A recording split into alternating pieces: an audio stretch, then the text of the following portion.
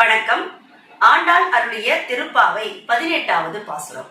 உந்து மதக்களிற்றன் ஓடாத தோல்வழியன் நந்தகோபாலன் மருமகளே நப்பின்னாய், கந்தங் கமழும் குழலி கடைதிரவாய், வந்தெங்கும் கோழி அழைத்தனகான், மாதவி பந்தல் மேல் பல்கால் குயிலினங்கள் கூவினகான், பந்தார் விரலி உன் மைத்துனன் பேர்பாட, செந்தாமரை கையால் சீரார் வளையளிப்ப வந்து திரவாய், மகிழ்ந்தேலோர் எம்பாவாய்.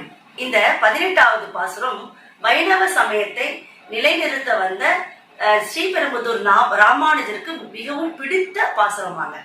திருப்பாவை பாசுரங்கள்ல ஆழ்ந்த ஈடுபாடு கொண்டவர் ராமானுஜர் அவர்கள். ஒரு நாள் அவரு திருக்கோட்டு நம்பி அப்படின்னு சொல்றோம் இல்லையா, அவருடைய வீட்டுக்கு முன்னாடி இந்த பாசுரத்தை, அந்த உந்து மரக்களிற்றுன்ற பாசுரத்தை பாடிக்கிட்டே போய் நின்னாராம். இந்த பாட்டை கேட்டுக்கிட்டே உள்ள இருந்து திருக்கோட்டு நம்பியுடைய பொண்ணு அந்துழாயின்னு அவருக்கு பேரு, அவ கதவை திறக்கிறாளாம். அவளை பார்த்த உடனே அவளுக்கு அந்த அந்துழாய்ங்கிற பொண்ணு ஆண்டாளாகவே ராமானுஜருக்கு காட்சி அளிச்சிருக்கா.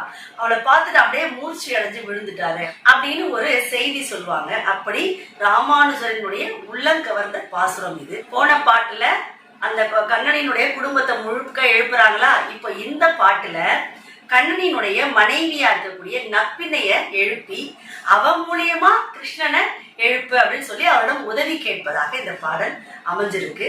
பொதுவா நம்ம பெருமாள் கோவிலுக்கு போனோம்னா நேரா போய் சாமியை பார்க்க கூடாது, தாயாரதான் முதல்ல வணங்கணும் அப்படின்னு சொல்லுவாங்க. வீட்டுல கூட பாருங்க, அப்பா கிட்ட ஏதாவது ஒரு கேட்கணும்னா அது அம்மா மூலியமா கேட்டா சீக்கிரம் நடக்கும். அதே மாதிரி நாராயணனிடம் ஒரு கோரிக்கை வைத்தால் அது நிறைவேறுவதை காட்டிலும் சீக்கிரமா தாயார்கிட்ட வச்சா கிடைச்சிருமா. இந்த சூட்சுமத்தை தெரிஞ்ச பெண்கள் நப்பினை எழுப்புவதாக ஆண்டாள் இந்த பாடலை அமைத்திருப்பார். உந்து மதக்களிற்றன் ஓடாத தோல்வழியன், ரொம்ப அழகான மொழி நடை. இந்த உந்து மதக்களிற்றன் ஓடாத தோல்வழியன் அப்படின்னு தனித்தனியா பார்த்தோம்னா, மதம் பொருந்திய யானைகளை கொண்டவன், இல்லைன்னா மதம் பொருந்திய யானைகளை செலுத்தும் ஆற்றல் உடையவன், போரில் பின்வாங்காத பலசாலி அப்படின்னு நம்ம ஒரு பொருள் எடுத்துக்கலாம். இன்னொன்னு, மதம் பிடித்த அந்த யானைகளுடன் போரிடும் போது பின்வாங்காமல் வீரத்துடன் போரிடுவான் அப்படின்னு ரெண்டு பொருள்ல ஆண்டாள் இதை அமைச்சிருப்பான். நந்தகோபாலன் மருமகளே நப்பின்னாய். கண்ணனுக்கு 3 தேவிமார்கள், ஸ்ரீதேவி, நீலாதேவி, பூதேவி.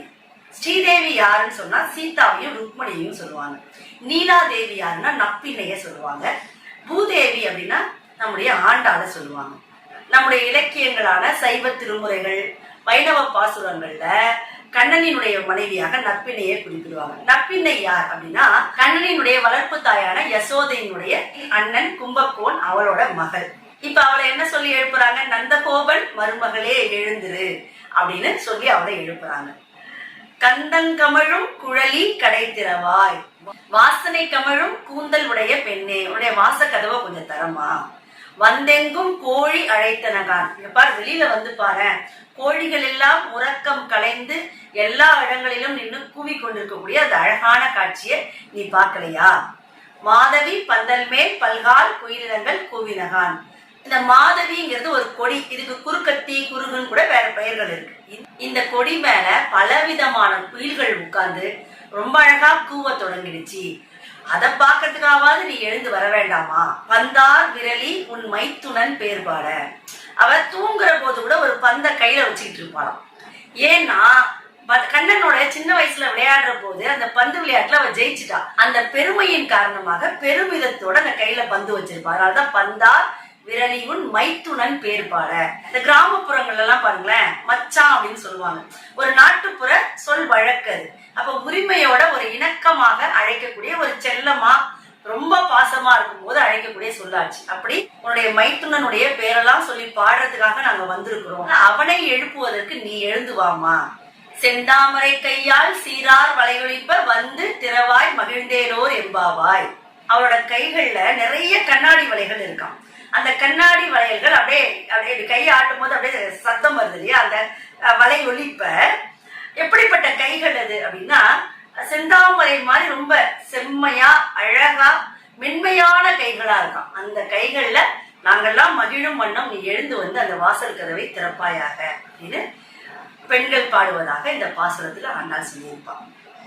உந்து மதக்களிற்றன் ஓடாத தோல்வழியன் நந்தகோபாலன் மருமகளே நப்பின்னாய், கந்தங் கமழும் குழலி கடைதிரவாய், வந்தெங்கும் கோழி அழைத்தனகான், மாதவி பந்தல் மேல் பல்கால் குயிலினங்கள் கூவினகான். பந்தார் விரலி உன் மைத்துனன் பேர்பாட செந்தாமரை கையால் சீரார் வளையொலிப்ப வந்து திறவாய் பகிழ்ந்தேலோர் எம்பாவாய். நன்றி, வணக்கம்.